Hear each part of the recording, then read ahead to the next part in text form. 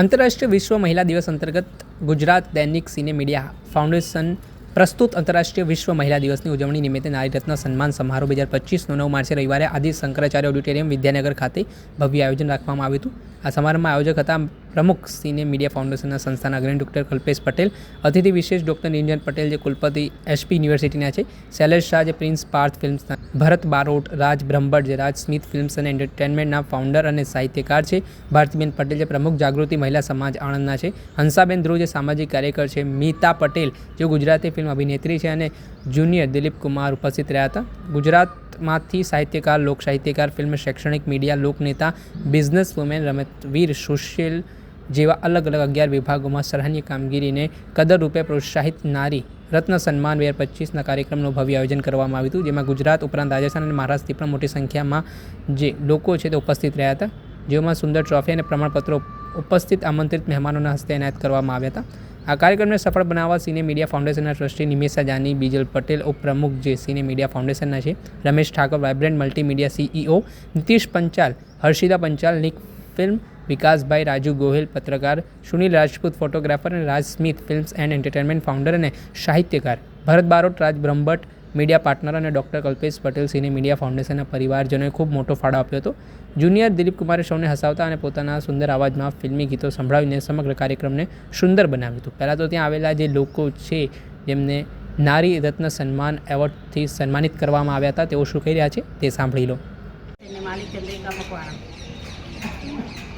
આજનો જે પ્રોગ્રામ છે નારી રત્ન એવોર્ડ, ખરેખર નારી રત્ન એવોર્ડની જરૂર છે કે નારીઓને આજે પાઘડી અને કાપડા બધું જતું જ રહ્યું છે। મારે કોઈ કહેવાની જરૂર નથી કે શું શું જયું છે, પણ બધાને ખબર જ છે। અને આવા પ્રોગ્રામો થાય તો નારી જાગૃત બને અને ભણીને એજ્યુકેશન લેવું એ જ કોઈ મહત્ત્વ નથી, પણ એક માં, એ એક અભણ માં પણ પોતાના દીકરાને અને પોતાના દીકરીને સારા સંસ્કાર અને સારું ગણતર અને સારું શિક્ષણ આપી શકે છે। અને એક માં 100 શિક્ષકને ગરજ સારે છે તો એક પિતા પણ 50 શિક્ષકની ગરજ સારી શકે છે। તો હું એવું ઈચ્છું કે નારી રત્ન એવોર્ડ છે એ જ રીતે પિતાનું પણ મૂલ્યવાન હોય છે। જો પોતે પુરુષ કમાય નહીં તો નારી એકલી શું કરે? તો બંનેના સહકારથી આ જીવન ચાલે છે।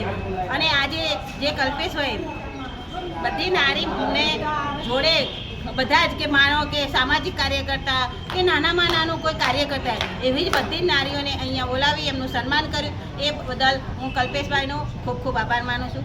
થેન્ક યુ, અભિનંદન। આપનું નામ અને પરિચય? મારું નામ વીણાબેન હસમુખભાઈ અમીન છે અને હું શાસ્ત્રાપુર પે સેન્ટર શાળા, તાલુકો મૌધા અને જિલ્લો ખેડા એમાં ભાષા શિક્ષક તરીકે સેવા બજાવું છું। અને આજના જે આ નારી રત્ન સમારોહનું આયોજન કરવામાં આવ્યું તે બદલ ખૂબ જ મજા આવી। તેના માટે થઈને કલ્પેશભાઈ પટેલનો હૃદયથી ખૂબ ખૂબ આભાર માનું છું અને ખરેખર નારી શક્તિને વંદના કરું છું। જય હિન્દ, જય ભારત, અસ્તુ। મારું નામ નાયક પ્રિયંકા જયેશભાઈ છે, હું અમદાવાદથી આવી રહી છું અને નારી શક્તિ એવોર્ડ માટે સન્માનિત કરું છું કલ્પેશભાઈને અને દિલીપ કુમારજીએ મને ખૂબ ખૂબ આભાર એમનો કે આટલા સુધી પહોંચાડવા બદલ આગળ મને પ્રોત્સાહિત કરે છે। અને મારી મધરનો પણ ખૂબ ખૂબ આભાર અને મારા હસબન્ડનો બી આભાર કે આટલા સુધી મને આભાર કર્યા। આપે સાંભળ્યા આ નારીઓનું સન્માન છે તે મહિલા દિવસ નિમિત્તે કરવામાં આવ્યું હતું। ખીચોખીચ ભરેલા ઓડિટોરિયમ કાર્યક્રમમાં પ્રાર્થનાથી શરૂઆત કરવામાં આવી, ત્યારબાદ રાષ્ટ્રીય ગાન સાથે અતિથિ વિશેષ મહેમાનોના હસ્તે દીપ પ્રાગટ્ય કરી વિદ્યાની દેવી માં સરસ્વતીને શક્તિ સ્વરૂપા નારીઓને બિરદાવવાનું કાર્યક્રમ કરવામાં આવ્યું હતું। ત્યાર પછી આમંત્રિત મહેમાનોને મહિલા દિવસના ઉજવણીના ભાગરૂપે આ ઉજવણી કરવામાં આવી હતી અને તેમને બિરદાવવામાં પણ આવ્યા હતા। દર્શક મિત્રો, સ્કાયનેટ મીડિયાને આપ લાઇક કરી લો, સબસ્ક્રાઇબ કરી લો અને શેર કરવાનું ભૂલતા નહીં।